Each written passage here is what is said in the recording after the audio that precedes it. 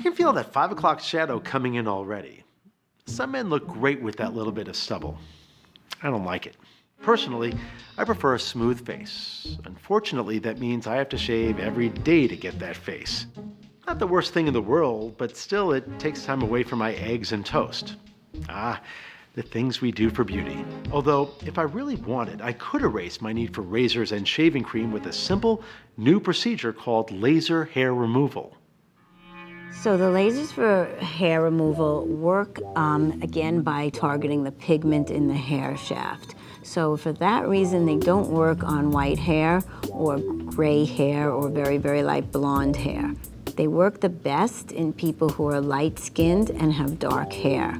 We have a special laser in the office that has two wavelengths, one which is useful for lighter-skinned people, and another one which is safe for darker-skinned people. With dark-skinned people, some of the conventional hair removal machines have a risk of changing the pigment of their skin because the pigment of their skin is also a target for this laser. So we use a laser that goes more deeply into the skin to hit the hair follicle and avoid the superficial pigment, and they tend to be more safe. Laser hair removal involves passing a laser beam through the skin to an individual hair follicle. The follicle is the root of every hair on your body, and it contains melanin, a substance that gives your hair color. The laser matches a specific wavelength of light that is absorbed only by the darker follicle and not by the skin around it. When the laser's heat energy is absorbed, it damages the follicle enough to prevent future growth. The laser involved is just an intense pulsating beam of light. It's not the buzzing, searing lasers you might recall from science fiction films. It doesn't look nearly as intense as it sounds. The laser uses what's called a cryogen, which sprays a blast of cold air prior to each pulse of the laser. So that sort of numbs the skin a little. In some patients, they choose to use a topical numbing prior to having the treatment done. That takes the edge off as well. And the treatment itself is usually under 15 minutes, so it's really not too uncomfortable for most patients. The procedure is relatively painless. Experts describe the sensation like a rubber band snapping against the skin. Not nearly as bad as when you cut yourself with a razor. And though laser is in the title, there's no heat. It doesn't burn at all. Also, unlike other forms of hair removal, the laser procedure won't leave scars, and after a few treatments, there won't be any stubble or ingrown hairs. But that doesn't make it permanent.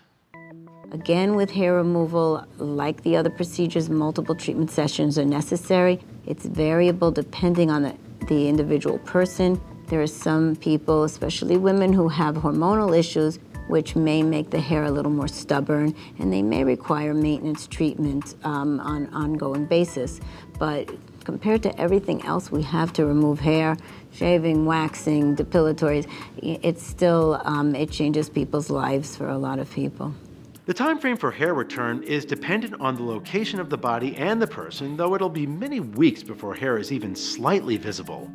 Laser treatment can remove hair from almost any part of the body, including sensitive areas like the face, the upper lip, and yes, ladies, even the bikini line. So we can do almost every location except anywhere too close to the eyes. You can't shape an eyebrow, so you can't really do, I always think the best is under the arms. Bikini lines, those are great. Facial hair is sometimes a little more stubborn, again, because there's probably a hormonal impact that's going on.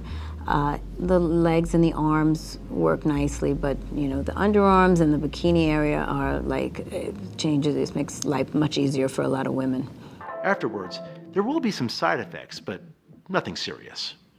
It feels a little warm afterwards. The skin might be a little red afterwards. Most important is that you can't be tan when you get the laser hair removal done, and you should not go and get tan immediately after. But, if you follow the instructions and you take care of the skin, it's tolerable for most people. If you're interested in laser hair removal, talk to a doctor who has experience with laser hair removal. They can give you more information if laser hair removal is right for you. Maybe I'll do it. Then I don't have to take time away from my breakfast every morning. I'm Dr. Mike Rosen, and you're watching the eHealth Network. Stay healthy.